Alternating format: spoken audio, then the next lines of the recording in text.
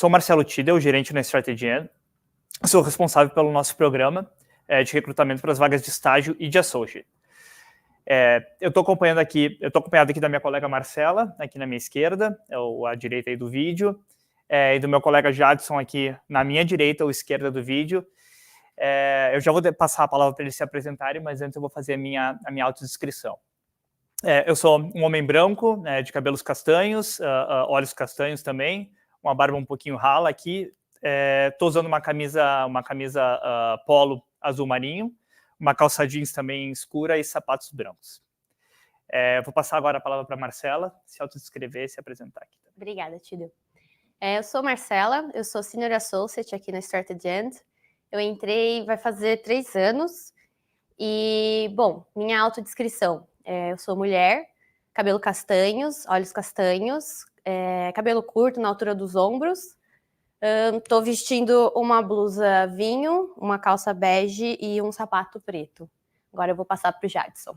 Olá, boa noite a todos. Eu sou o Jadson, sou associate na StrategyN. Entrei em fevereiro de 2024, tenho quase 8 meses de firma. Sou um homem negro, de 1,60 m, tenho cabelos cacheados na altura dos ombros.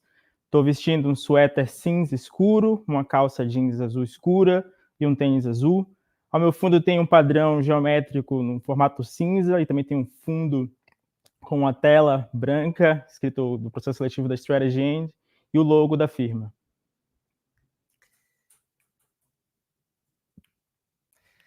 Bom, pessoal, vamos começar aqui agora a falar um pouquinho sobre a empresa, né, sobre a StrategyN. Eu só estou tentando aqui passar o slide para que vocês possam ver aqui um pouquinho dos números aqui da nossa empresa. Perfeito. Bom, pessoal, a StrategyN, como eu comentei ali no começo, é a consultoria de estratégia da PwC. Tá?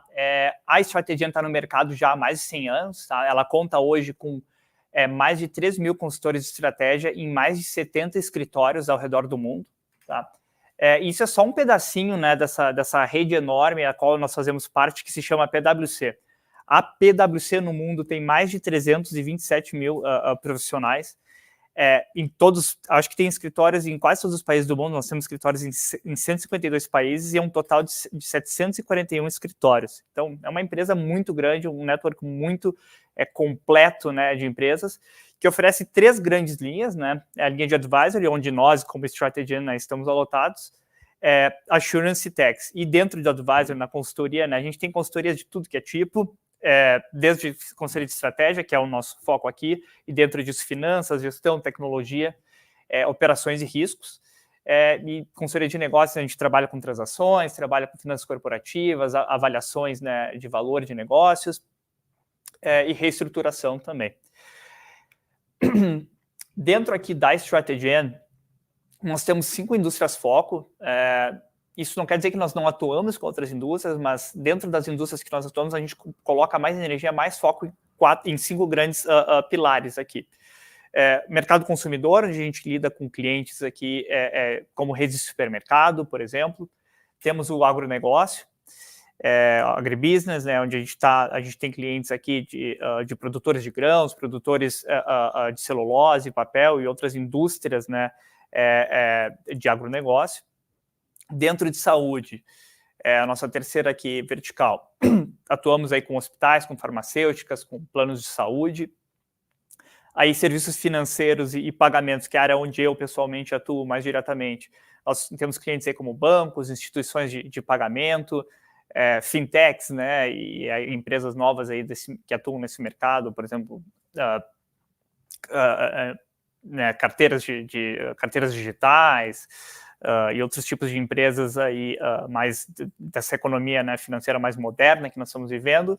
E temos também a nossa área de energia, utilidades públicas, né, e recursos naturais, que enfim, tem como, né, principais clientes aí produtores de energia e fornecedores de serviços como água e esgoto da cidade, mas também atuamos aí com mineradoras, siderurgias e siderúrgicas e outras empresas aí de utilidades. Acho que vale mencionar que as pessoas que entrarem nesse processo seletivo como estagiários ou associates vão atuar em todas essas indústrias. Vocês não terão um foco exclusivo nesse começo da carreira e terão a oportunidade de ter exposição a projetos em todas essas indústrias foco da firma. Perfeito, acho que é um diretamente. Ninguém que entrar para trabalhar aqui conosco vai ser colocado diretamente em uma dessas verticais. Muito pelo contrário, vai ter oportunidade, né, de participar, de trabalhar e adquirir experiência, conhecer cada uma dessas indústrias.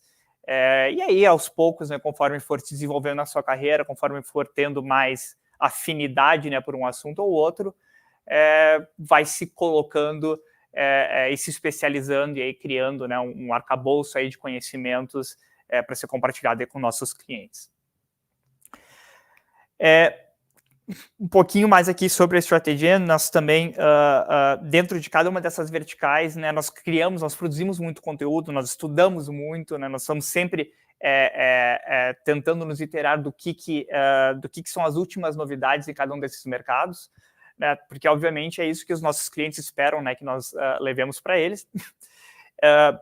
Os nossos principais estudos, eu diria todos os nossos estudos, né, que são publicados, vocês podem, né, consultar no site da Strategy, né, o site da Strategy aqui está na tela, mas também é muito fácil colocar no Google, né, o nosso nome, e vocês vão conseguir encontrar lá alguns estudos, como, por exemplo, né, o impacto das apostas esportivas no consumo. Eu acho que esse é um tema que está bastante em voga, né, todo mundo aí conhece as bets, e isso... Enfim, né, o dinheiro que está sendo direcionado, né, pelas pessoas, né, para esse negócio, ele está começando a deixar, está começando a faltar em outras áreas, como de repente o alimento, né? Então, assim, a gente tem um estudo que fala bastante sobre isso, bem bacana. Bom, acho que inteligência artificial é um outro tema muito em voga. Temos um estudo muito bacana agora, recém-publicado, sobre o uso do Gen AI, né, da inteligência artificial generativa, no setor de energia. Então, como utilizar a inteligência artificial para encontrar as melhores fontes e para produzir a energia de uma maneira mais eficiente, né, e distribuída. E como também a gente pode utilizar a inteligência artificial também para reduzir os riscos, né, de superdependência de algum tipo de energia ou de algo que possa faltar, né, no futuro. E dentro de serviços financeiros, até nem está aqui, a gente fez uma publicação ontem e não atualizamos aqui até a nossa apresentação, de tão dinâmico, né, que tem sido esse cenário, mas ontem publicamos um estudo, na verdade que foi hoje que foi a publicação, um estudo sobre Open Insurance, né, acho que muitos talvez já tenham ouvido falar no Open Finance, que até aqui temos no material que está sendo projetado aí na tela para vocês. O Open Insurance, né, traz o mesmo conceito do Open Finance, só que para o mercado de seguros. Então, uma maneira de você atuar nesse mercado de seguros, com uma troca aberta de informações entre todos os participantes e os consumidores, né, o mercado consumidor, que pode aí fazer escolhas, tomar escolhas mais de maneira mais consciente e com mais informações. Perfeito. Queria comentar alguma coisa, Não, Jadson? tá ótimo. Vamos a seguir aqui, vamos seguindo. Bom, pessoal, fizemos uma breve apresentação, né, da Strategy, só para vocês conhecerem um pouquinho da firma. Deixa eu até voltar aqui. Para vocês conhecerem um pouquinho da firma, tá? Toda a nossa informação, né, tudo isso aqui está disponível no site. Vocês podem conhecer mais sobre a Strategy no site também da Strategy, strategy.pwc.com.br, tá? Depois aqui também vamos passar mais informações, a gente vai ter um QR Code mais para frente que né, leva ao nosso site de inscrições. Mas acho que era para situar um pouquinho, né, todos que estão aqui interessados no nosso processo seletivo sobre, né, quem somos nós, quem é a nossa firma e como é que a gente trabalha. Agora, para o processo seletivo, né, propriamente dito, que acho que é um pouco da informação que todos aqui estão loucos, né, para ter detalhes, tá? As inscrições já estão abertas aqui desde o dia 4 de setembro, tá? E elas vão continuar abertas até dia 6 de outubro. Para se inscrever novamente, temos aqui o link, o URL aqui do site e o QR Code. Talvez fique um pouco pequeno agora na tela, vocês não consigam acessar, mas fiquem tranquilos que aí no final da apresentação a gente vai deixar esse QR Code em tela cheia, para que vocês consigam, né, buscar. E para quem estiver assistindo a versão gravada aqui dessa apresentação, nós vamos deixar na descrição também o link, né, para que todos possam aí ter fácil acesso para acessar a inscrição. Bom, Até o dia 6 de outubro, todos têm esse tempo aí para fazer as inscrições. A gente recomenda, obviamente, que não deixem para a última hora, porque logo que vocês fizerem a inscrição, no dia seguinte vocês já vão receber um link. Tá? Bom, receber um e-mail, obviamente, com a confirmação da inscrição, mas logo em seguida vão receber um link para a realização de um teste de inglês. Tá? É um teste que ele tem 25 minutos de duração máxima. Dependendo da sua proficiência, quão bem você já conhece a língua, você pode acabar ali muito mais rápido, em 5, 10 minutos, ou utilizar todo o tempo. Obviamente, vocês têm os 25 minutos para utilizarem, então a ideia é que vocês façam esse teste da maneira que lhes convir melhor, né, para que tenham a melhor nota possível. Seguindo desse teste, ele vai ser utilizado para fazer um primeiro filtro aqui no nosso grande número, né, de candidatos inscritos, e aí aqueles que atingirem um certo nível de proficiência de inglês, né, requerido aqui pelo nosso processo, progridem para o teste um teste ao estilo do GMAT, que é o foco aqui da nossa apresentação hoje. Essa prova estilo GMAT é uma prova de lógica, de raciocínio lógico e matemático. Nós vamos entrar em todos os detalhes agora, né? O Jadson e a Marcela vão explicar para vocês direitinho como é que você faz, como é que funciona cada tipo de questão, como é que você pode utilizar o tempo melhor nesse teste, como é que você pode utilizar alguns truques, né, para resolver as questões de maneira mais rápida. Tá?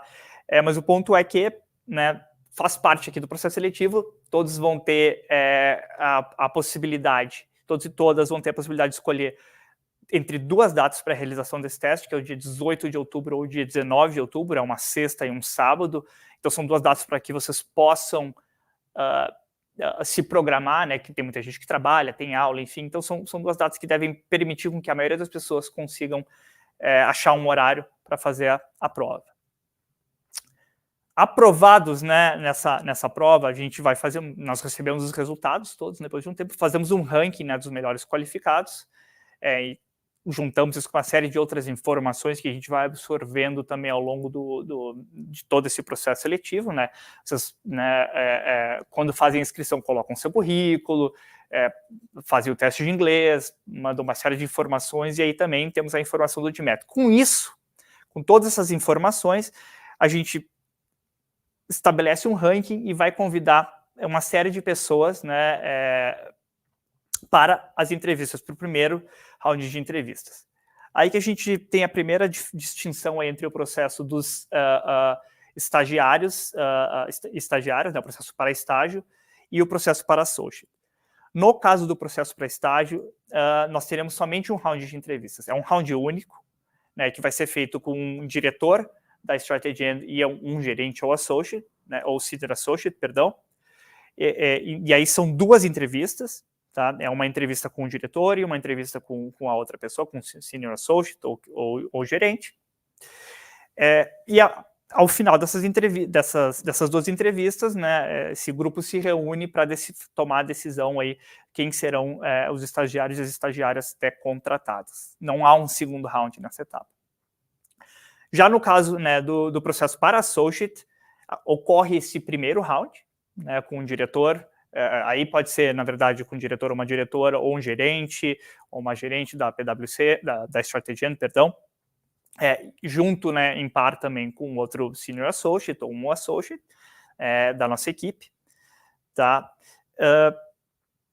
E aí, né, sendo aprovado neste primeiro round para associates, aí se abre na verdade, é feito o convite aí para o segundo round, que é feito com um sócio ou uma sócia aqui da Strategy.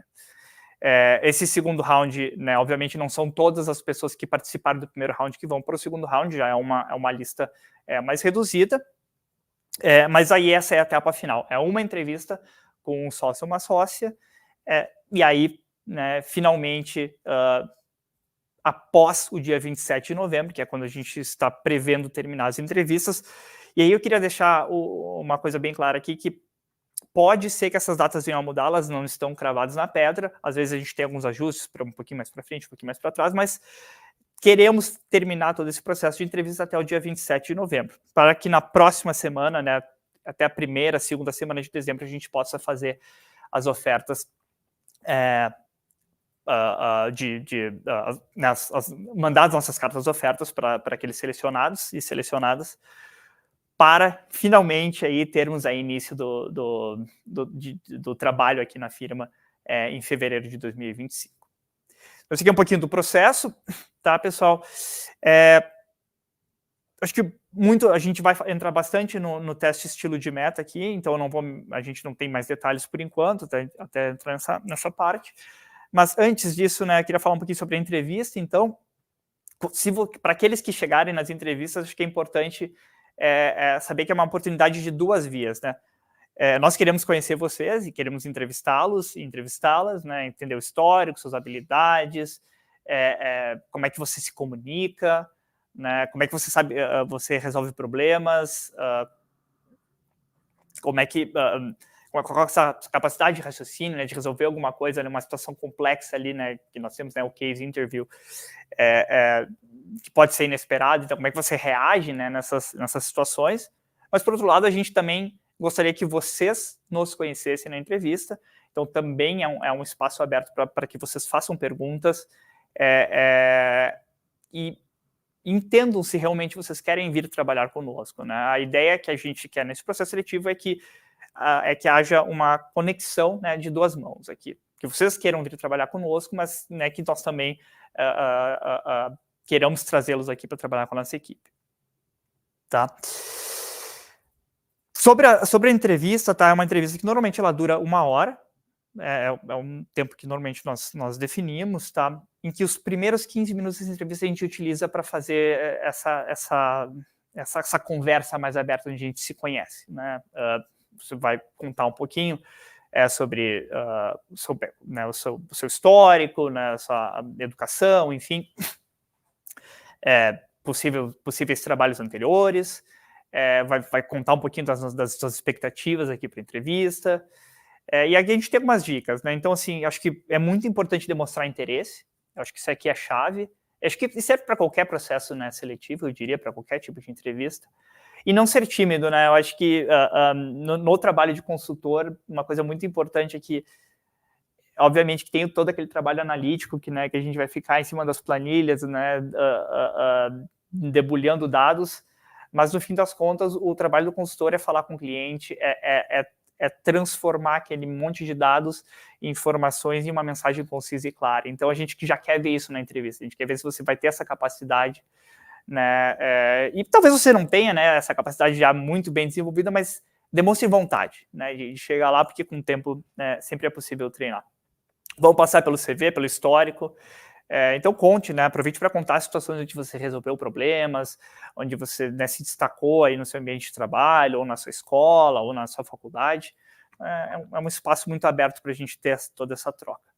E aí depois começa aqui o famoso estudo de caso, né, o case interview, onde a gente separa mais ou menos 40 minutos.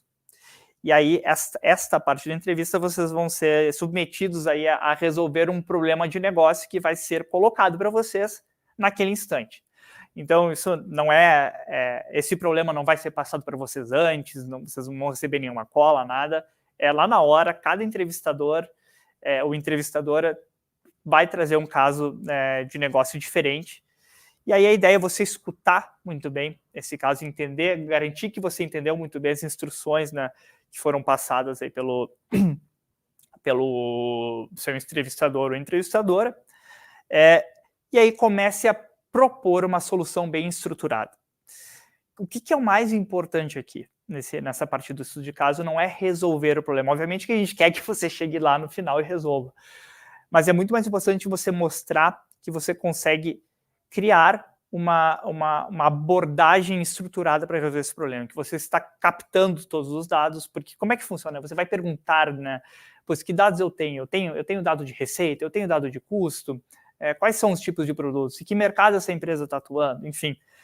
É muito importante que você seja estruturado, que você faça perguntas lógicas, né, que se conectem, cujos dados, né, resultados dessas perguntas se conectem uns aos outros, e que você monte uma estrutura para tentar chegar na solução do problema. Então, a conexão entre as diferentes informações e perguntas é muito importante, tá? Terminado esse processo, né, se conseguirmos aí terminar tudo de caso dentro aí dos 40 minutos, porque às vezes vai um pouquinho mais, a gente separa aí os últimos 5 minutos para que você fique 100% livre aí para fazer perguntas, né, sobre a nossa carreira, sobre a Started Gen, sobre tipos de projetos, tá? Então, esse aqui é um pouquinho da estrutura. Tá? Mas não é o objetivo aqui hoje, né? A gente quis passar aqui os primeiros 20 minutos aqui da nossa conversa de 1 hora, falando um pouquinho do processo em geral. Todas as etapas aqui do processo são importantes, mas hoje o nosso foco aqui é falar sobre uma grande etapa aqui do nosso processo, que é a prova estilo de MED, né?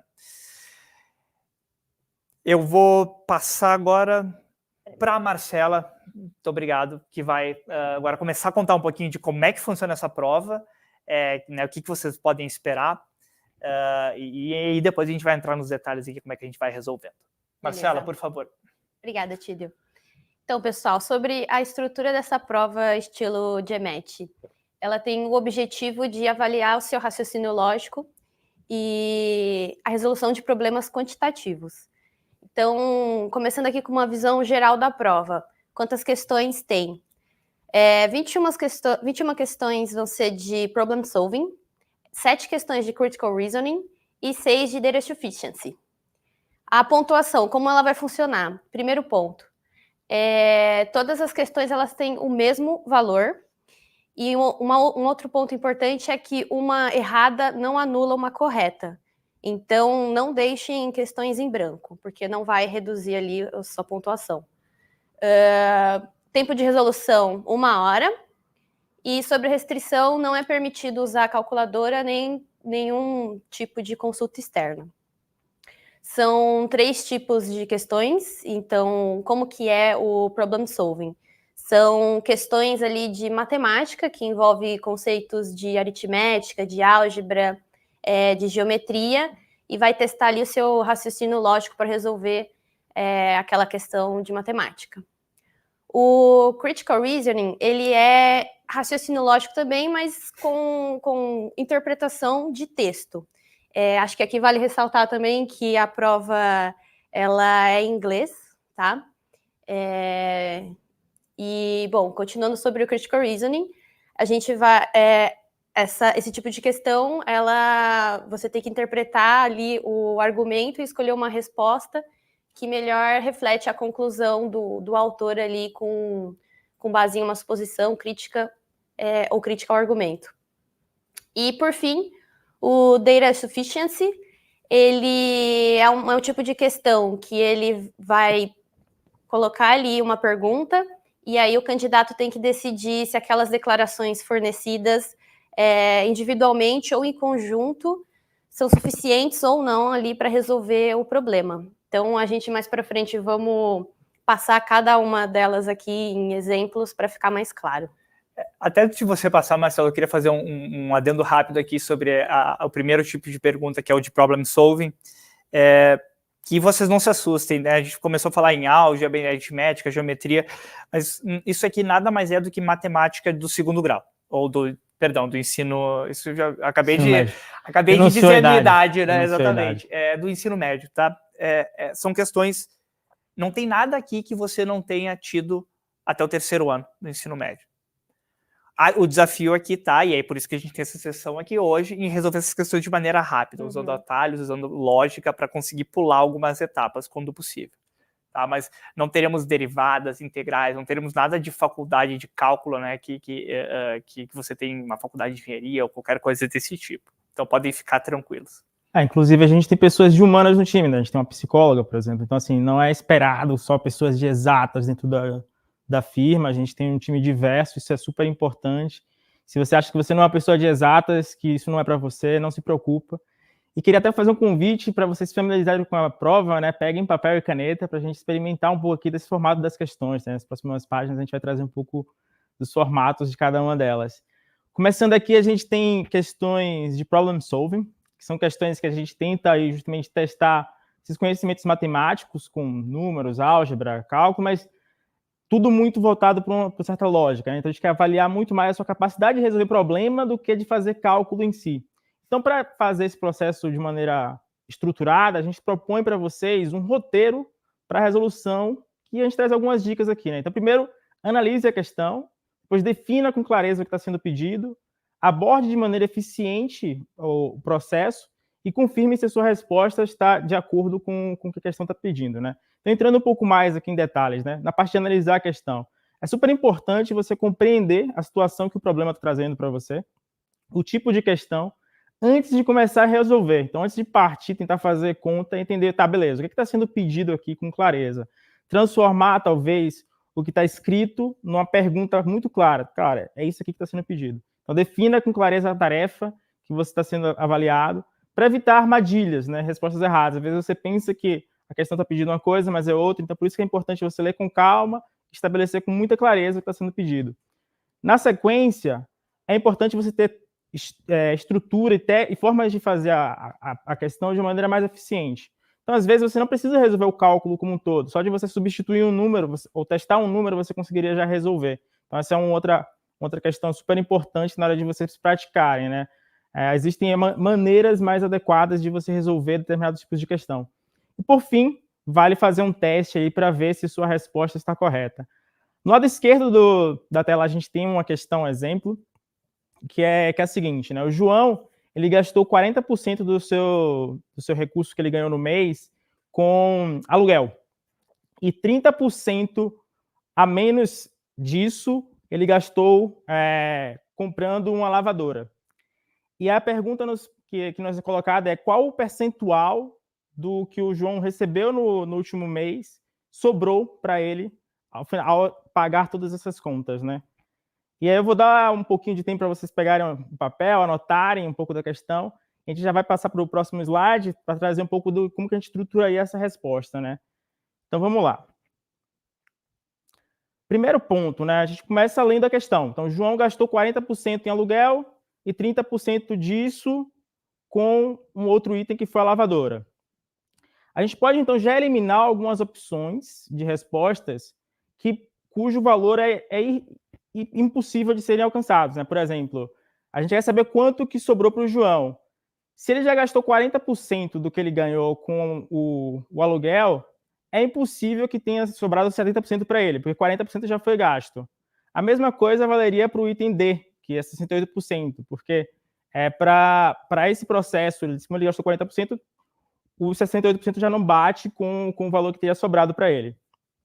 Então, a gente consegue eliminar algumas questões usando simples lógica de que ele já gastou uma parte considerável do seu salário, né? O segundo ponto que a gente vai observar, né, além dessa questão das questões que podem ser eliminadas, é como que a gente pode adotar uma estratégia para transformar esses percentuais em um número mais palpável. Adotar uma base 100, dizer que o João ganha por mês ou por ano R$100, facilita muito o cálculo. Por quê? Se ele ganha 100 e 40% desse valor ele paga em aluguel, o equivalente a esse valor seria R$40 ou $40, dependendo do tipo de questão, né? E aí a gente consegue já simplificar muito do processo. Ao invés de estar pensando em termos de percentuais, a gente consegue transformar isso em termos nominais, né? Na sequência, a gente pode tentar entender o quanto que sobra para o João, tentando também calcular o valor que foi feito na lavadora, né? Então, ele gastou 100, ele recebeu 100, 40% disso foi para o aluguel, e esse valor, que era o 100 vezes o 40%, um percentual disso representa a lavadora, que era 30% a menos, então 70%. Com isso, a gente chega ali no 28%, que foi o custo da lavadora.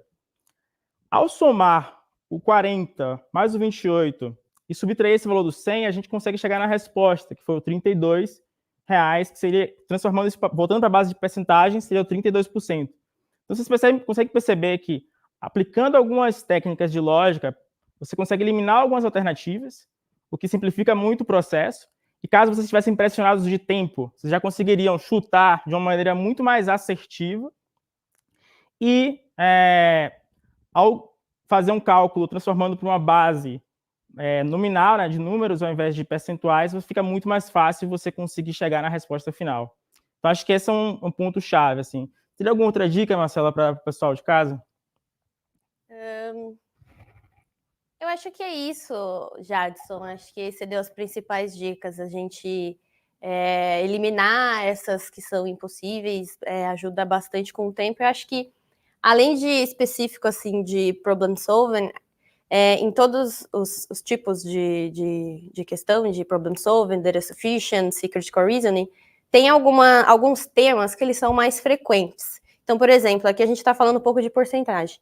Isso é bastante frequente. Tem outros temas que são frequentes e acho que eu focaria nesses que mais aparecem nas questões que vocês forem praticando. E aí também acho que uma outra dica importante e conforme você for estudando em casa, rever as questões que você errou, porque isso ajuda você a preencher ali os gaps, né? Identificar os pontos fracos e estar pronto ali para o que vier aparecer na prova. Esse ponto é super interessante, né? Porque uma vez que você identifica as que você costuma errar mais, você pode adotar uma estratégia na prova de atacar aquelas que são mais fáceis para ti. Assim você maximiza justamente sua pontuação. Eu acho que isso é bem, bem importante. Acho que bons pontos aqui, e vocês devem estar pensando assim, a Marcela falou, né, quando vocês estiverem estudando em casa, por onde eu começo a estudar, né? Nós vamos ter uma lista aqui depois de recursos para vocês poderem começar e procurar. E o ponto importante aqui, legal, é que vocês vão conseguir estudar e vocês vão conseguir acessar uma base enorme de questões de maneira 100% gratuita, muito mais do que suficiente para vocês estudarem de hoje até o dia da prova. Acho que daria para vocês fazerem umas 100 questões por dia, no mínimo, sem pagar um centavo. Então, acho que essa é a parte legal, não vai custar nada para vocês poderem se preparar aqui para a prova. Bom, vamos para a próxima aqui. Próxima questão, por favor.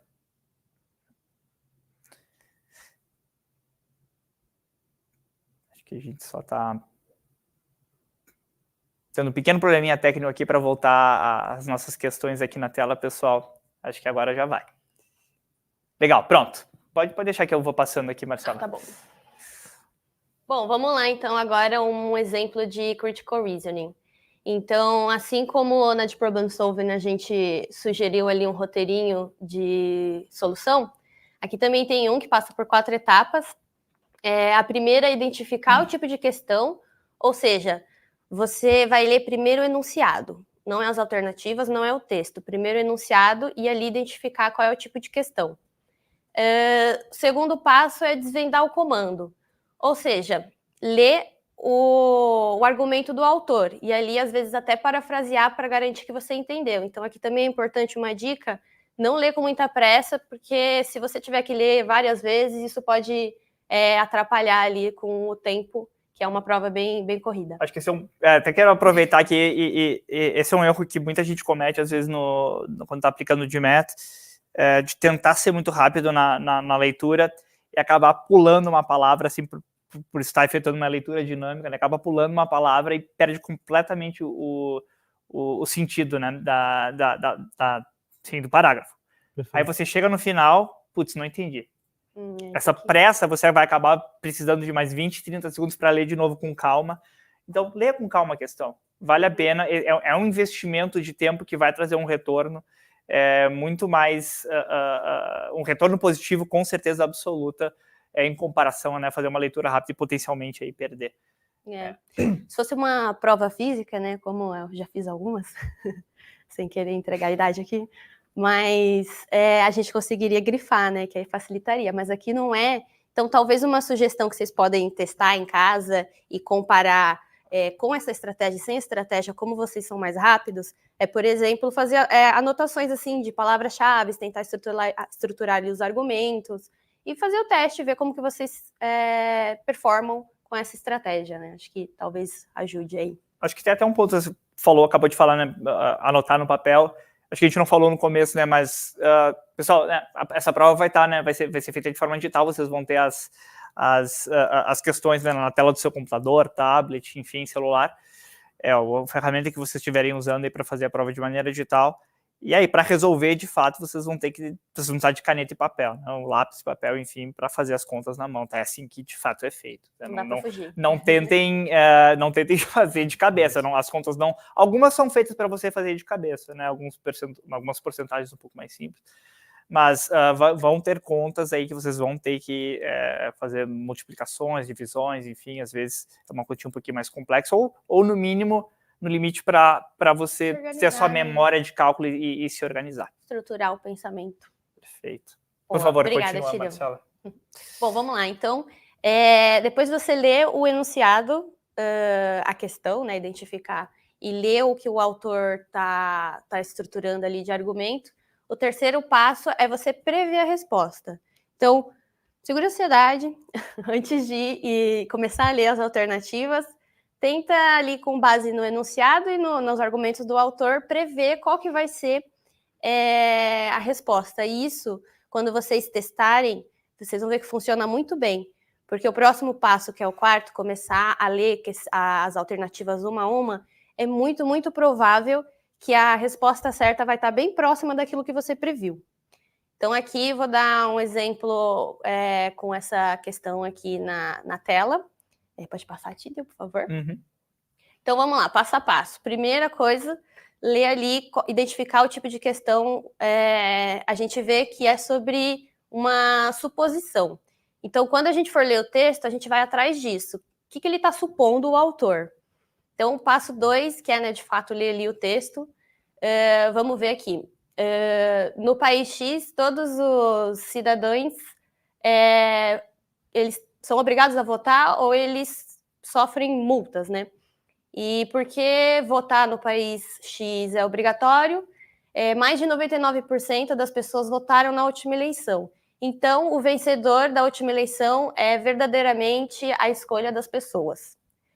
Bom, aqui a gente vai para lemos, né? Então, para terceiro passo ali, que é prever a resposta.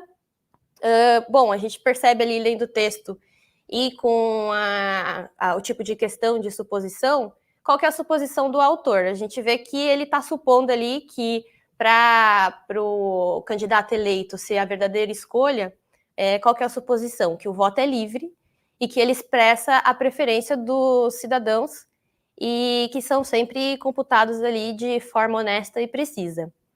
Aí, passo 4, começa a ler as alternativas, e a gente vê que logo de cara, a A, ela reflete essa previsão quase que literalmente ali, né? No país X, as pessoas que votam, né, são permitidas, né, a escolher, a votar no candidato de escolha, que é literalmente ali, quase que literalmente o que a gente previu. E aí, como estratégia de prova, você pode simplesmente assinalar A e pular para as próximas, para assim você ganhar tempo com as outras questões. Perfeito. Acho que passar aqui agora para o Jadson. Não sei, você tem alguma dica sobre esse... Não, acho que vocês foram bastante exaustivos. Acho que esse tema de ler com calma é super relevante, assim, tomar notas, né, do que você está lendo, entender ali já de cara qual que é o que está sendo pedido pela questão, é super importante. E durante a leitura você identificar justamente esse ponto do qual que é a suposição do autor, né? Acho que foram bastante exaustivos. Vamos para a próxima então, Tido. Bora. Próximo grande bloco é a Data Sufficiency, né? Que é uma prova, um tipo de questão que a gente está pouquíssimo familiarizado. As outras duas a gente já teve algum nível de contato durante a nossa formação, porque a gente já fez cálculos e tudo mais. Nessa daqui, contas não são necessárias. Nosso objetivo é identificar se os dados que estão sendo oferecidos para a gente são suficientes para chegar na resposta. Nosso objetivo não é chegar na resposta. Então, acho que esse é um ponto chave para vocês terem em mente quando lidarem com questões de Data Sufficiency. E uma coisa que é super importante nesses testes de estilo de match é que eles são testes padronizados. O que isso quer dizer? As questões e a estrutura que a prova está distribuída, ela vai ser muito parecida. Então, você vai ter as alternativas colocadas em um determinado formato, e isso é super relevante para vocês se familiarizarem com o formato, para justamente acelerar o processo de chegar na resposta. Então, vamos tentar entender como é que funciona as questões de Data Sufficiency. Desculpa, Jadson, só queria botar um ponto aqui que, por mais que tenha esse formato, na nossa prova especificamente, a gente dá uma embaralhada nas alternativas. Né? Bom ponto. A gente adiciona um nível extra aqui de dificuldade, mas, enfim, é bom vocês saberem já. Quem já está aqui assistindo a live já tem uma dica que os outros não têm. Perfeito, bom ponto, Tidel, bom ponto. Primeiro passo é identificar o tipo de questão, né? Então, dentro de Data Sufficiency, você tem alguns tipos de questões. Tem questões que vão perguntar pelo valor, e tem questões que vão perguntar sim ou não. Então, identificar o tipo de questão é importante porque vai te ajudar a ter uma estratégia adequada para resolver aquele tipo de questão. Então, as regras vão variar levemente a depender desse tipo de questão. Se houverem equações, que é o segundo passo, a gente vai tentar simplificar a questão. Vai tentar chegar numa forma que seja mais prático você plugar um número para fazer um teste, verificar alguma coisa. Mas lembrando, nosso objetivo não é chegar na resposta, é descobrir se com as informações que a gente tem são suficientes para responder a pergunta que está sendo colocada na questão, né? O terceiro passo é identificar o que é necessário, né? Então, a gente vai determinar quais informações são necessárias para responder a pergunta. E aí a gente vai usar isso para saber se os dados que estão sendo fornecidos para a gente nas alternativas são suficientes ou não. Como vocês podem ver, a estrutura da questão, ela traz um enunciado com uma série de informações e faz uma pergunta, naquele caso ali, uma pergunta de valor, né? Is the value of B? E quer saber se com o primeiro enunciado ou o segundo enunciado, individualmente, eles são suficientes para você conseguir chegar na resposta, se juntos eles seriam suficientes para chegar na resposta, ou se nenhum dos dois seria suficiente para você chegar na resposta. Mesmo com os dois enunciados, as duas informações juntas, você não consegue chegar na resposta. E vamos tentar colocar isso em prática na próxima página, que traz um pouco do passo a passo, né? Então, primeiro passo, a gente identificou que é uma pergunta de valor, que tem ali o value claramente na pergunta, né? Que ele quer saber qual o valor de B. Então, suficiência nesse caso aqui, né? O data sufficient, significa dizer, é possível calcular esse valor? Vamos depois para um segundo passo, que é simplificar o enunciado. Então, a gente sabe ali do enunciado que A é um valor maior que zero, B é um valor maior que zero, e que 2C é igual a raiz quadrada de A sobre B. É meio difícil trabalhar com raiz quadrada. Então, a gente vai simplificar elevando os dois lados ao quadrado para cortar a raiz. Então, a gente vai ficar com 4C ao quadrado é igual a AB. Então, essa foi uma primeira simplificação que a gente fez. Na sequência, a gente elimina a fração para poder chegar numa expressão em que a gente isole B de um dos lados. Então, a gente joga B para cima, fica 4C ao quadrado vezes B é igual a A, e a gente isola B, que B é igual a A sobre 4C ao quadrado. Então, a gente quer saber quem é A e quem é C para a gente chegar no B. Sabendo A e C, a gente consegue descobrir quem é o B. Aí a gente vai avaliar agora as alternativas, né? A gente começa avaliando a alternativa número 1, e aí você tem essa estrutura que, pelo que o Tidor falou, vai estar embaralhado na hora da prova, mas quando vocês estiverem praticando com o estilo padrão do GMAT, vocês vão ver que tem uma estrutura que é o statement 1 vai ser sozinho o suficiente, o 2 sozinho vai ser suficiente, no item C seriam os dois juntos conseguiriam chegar na resposta, na letra D seria cada um sozinho é suficiente, e no último, ambos juntos não são suficientes, que é o que as pessoas usam o acrônimo de 1, 2, 10, que é TEN, para poder lembrar essa estrutura, né? Então, a gente consegue ver ali que para o item A, a gente tem justamente 8 como A. Para o item 1, a gente tem 8 como A e C como 2, então a gente conseguiria chegar na resposta. A gente não precisa calcular a resposta. A gente sabe que o statement 1 seria suficiente para poder calcular. Já no segundo caso, a gente tem uma proporção entre C e A que equivale a 1 sobre 2. A gente poderia simplificar isso fazendo uma manipulação algébrica, isolando o A e o C de um lado.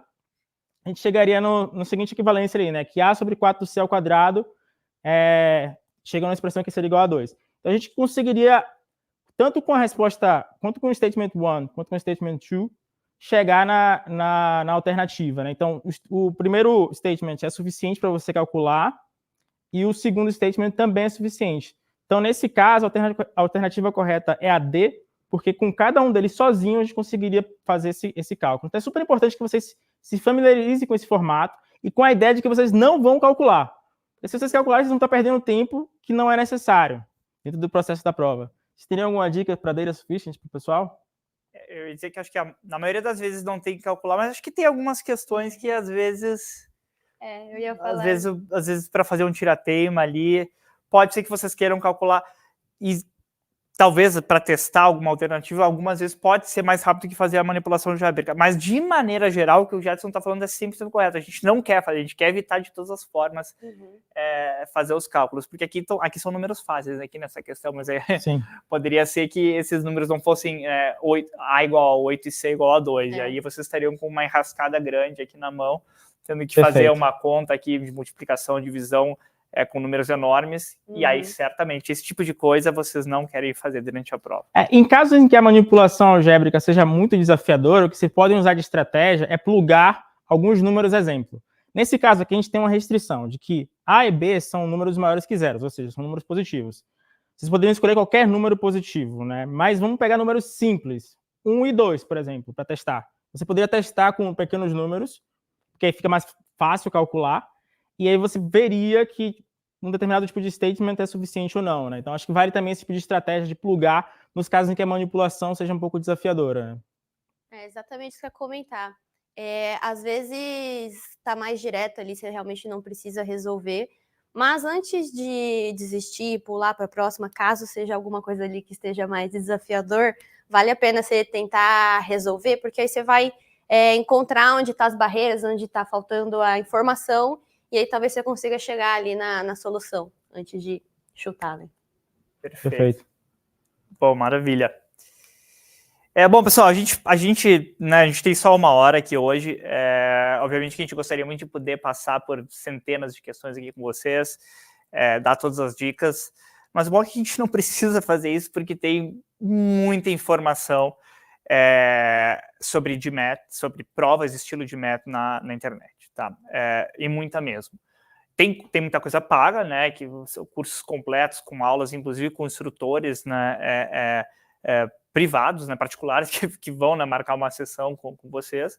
Só que vocês não precisam disso, porque, sem brincadeira, acho que tem milhares e milhares e milhares de questões disponíveis de maneira completamente gratuita em uma série de sites. Aqui a gente não estamos endossando aqui nenhum desses sites, tá? Mas é só uma lista aqui para vocês começarem. Tem os próprios simulados oficiais do GMAT, né, que é o órgão, né, a empresa, né, americana que faz a prova, é o GMAC, com C no final. Enfim, eles têm os simulados oficiais lá no site deles. Bom, tem aqui simulados, né, de várias marcas aqui, né? De novo, não estamos fazendo nenhum tipo de endosso, tá? Mas Veritas, Kaplan, GMAT Club, Prep Scholar e N outros, tá? Que vocês, com uma breve busca na sua site de buscas aí favorito, conseguirá encontrar. Acho que simplesmente colocando, né, questões ou practice de meta, alguma coisa assim do tipo, né, em qualquer busca, vocês vão ter aí umas dezenas de páginas aí para pesquisar. Então é grátis, tá? Vocês vão conseguir acessar essas informações.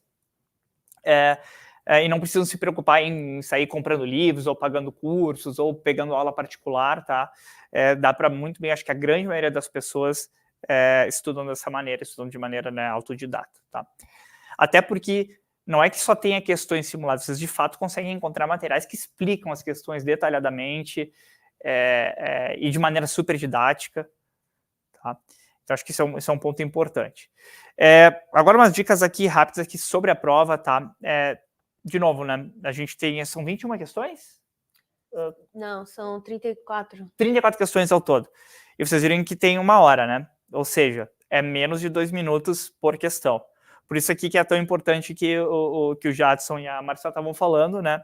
Não fiquem, né, fazendo contas enormes, tentem, né, buscar esses atalhos e aproveitem esse tempo que vocês vão estar estudando para aprender esses atalhos. Acho que é um grande ponto super chave aqui para ser explorado, tá, nos seus estudos.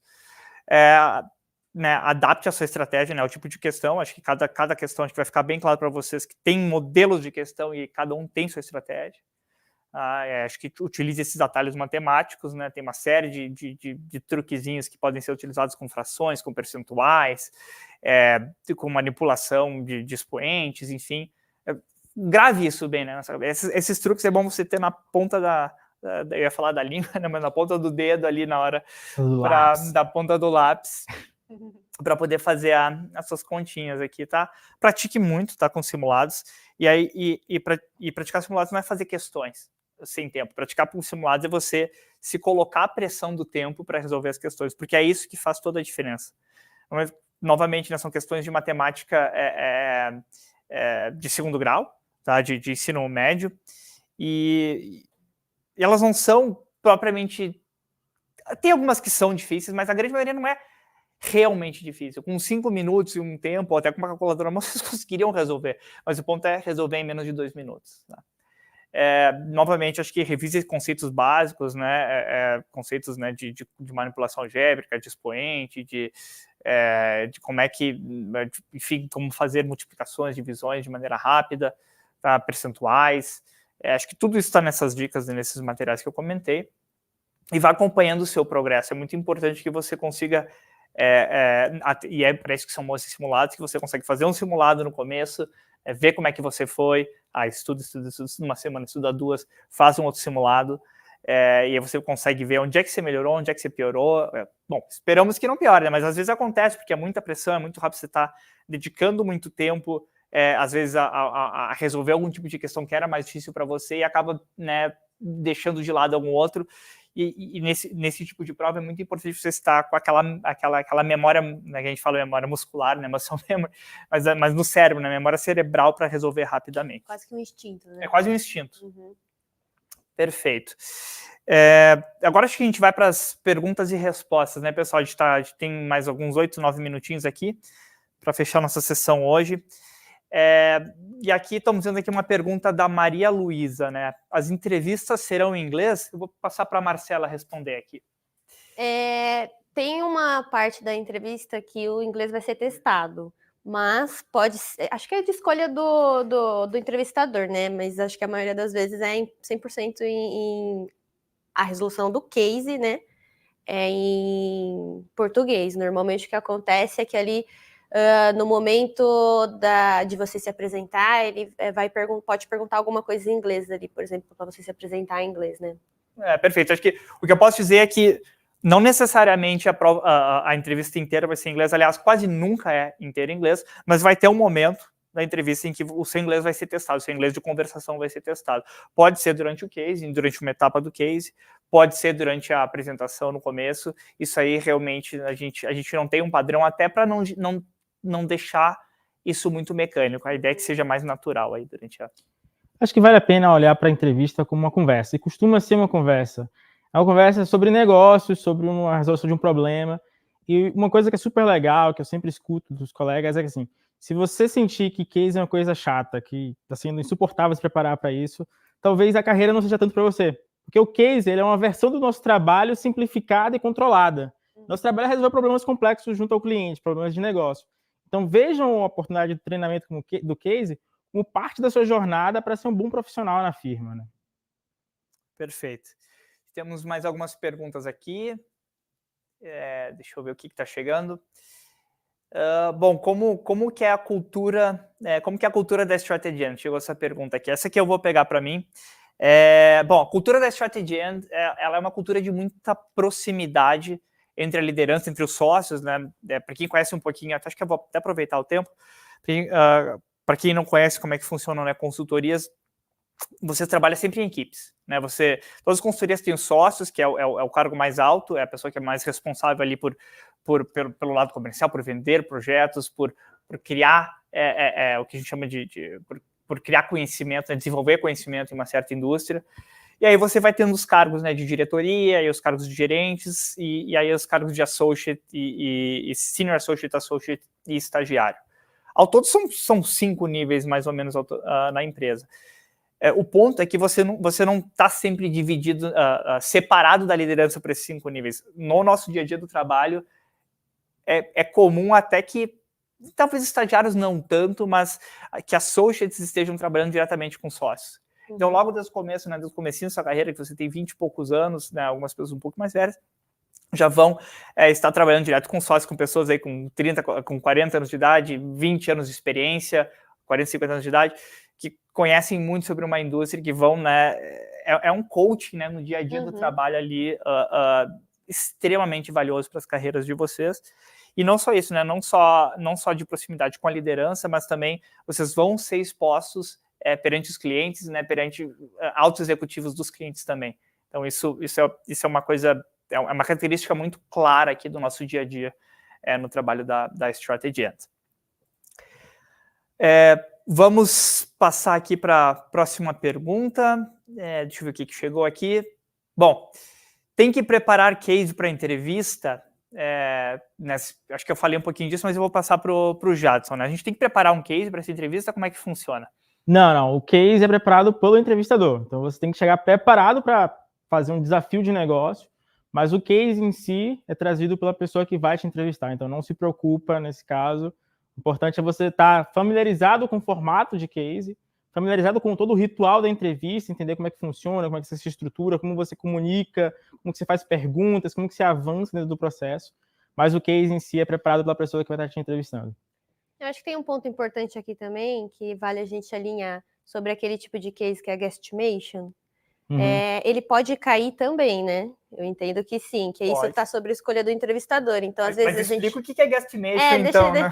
Porque, vamos lá, como a gente comentou aqui, cases de negócios. Então, a gente vai resolver um problema específico de negócios, como aumentar a receita, reduzir custos, enfim. E aí tem o guesstimation, que vocês pesquisarem, aí vocês vão ver melhor, mas basicamente é resolver um problema não necessariamente ligado a negócio, como, por exemplo, uma coisa que... Qual é o número de bolinhas de tênis que estão no ar no Brasil hoje? Então, você vai ter que, da mesma forma que você resolve um case de negócios, estruturar o problema para chegar na solução. Então, aí, bom, acho que pesquisando ali em Google, enfim, vocês conseguem dar uma olhada. Acho que é bem o que a Marcela falou, o foco aqui é mostrar que você tem capacidade de estruturar a questão de entender o problema, colocar ele dentro de uma estrutura e construir uma solução para esse problema, utilizando premissas, utilizando o seu raciocínio, utilizando, né, dados que talvez você não tenha, você pode inventar nesse caso, mas assim, sempre inventando utilizando, né, a razão, a lógica como base. Bom, pessoal, a gente está chegando aqui no final aqui da nossa live. Acho que foi bem bacana a gente passar por passar pelas etapas aqui do nosso processo seletivo como um todo. Poder passar para vocês um pouquinho das dicas, tá, de como, né, como resolver as questões do GMAT. Agora, né, acho que fica com vocês, né, aproveitar essas informações que nós passamos aqui hoje. Nós temos aí mais um mês ainda praticamente de inscrições e mais até a prova... Que dia é hoje, né? Hoje é dia 14. Perdi muito tempo. Dia 16, isso. Obrigado, pessoal. Dia 16, então assim, a prova de meta é dia 18 e 19. Tem mais de um mês, então para vocês se prepararem, é bastante tempo. É tempo suficiente para você gabaritar uma prova dessa? Não é, mas é tempo mais do que suficiente para você, né, chegar e obter um score muito bom e se qualificar aqui no nosso processo seletivo. Bom, pessoal, a gente deixou aqui o QR Code para inscrição. Não se sintam, né, não se preocupem, né, com essa prova, não deixem de se inscrever por causa disso. É uma prova desafiadora, mas é desafiadora para todos, né? Não tem uma pontuação mínima e todo mundo que tiver inscrito vai ter que... perdão, não é todo mundo que tiver inscrito, mas todo mundo que chegar na prova, né, depois do teste de inglês, vai estar submetido à mesma prova, vai ter as mesmas dificuldades. Então, vocês estão competindo, né, entre si e não para atingir um certo score. Então, o ponto aqui é que vocês tentem ir o melhor possível. E para vocês irem o melhor possível, realmente só estudando. Bom, pessoal, vou deixar aqui agora vocês com o nosso QR Code. Se inscrevam, não deixem para a última hora. De novo, né, temos até o início de outubro para fazer as inscrições. Mas se vocês fizerem a inscrição no início de outubro, vocês vão ter exatamente um dia ou 2 dias para fazer o teste de inglês. Se vocês fizerem a inscrição agora, vocês aí têm um tempinho ainda, né, para já ter a inscrição garantida e aí se prepararem para o teste de inglês. Bom, pessoal, fica aqui o nosso QR Code, se inscrevam. Temos lá informações também de e-mail, caso vocês tenham dúvidas. E toda essa informação, todo o QR Code, links para inscrição também vai ficar na descrição aqui do vídeo. Muito obrigado e boa noite. Muito obrigado, pessoal. Obrigada, gente. Boa noite.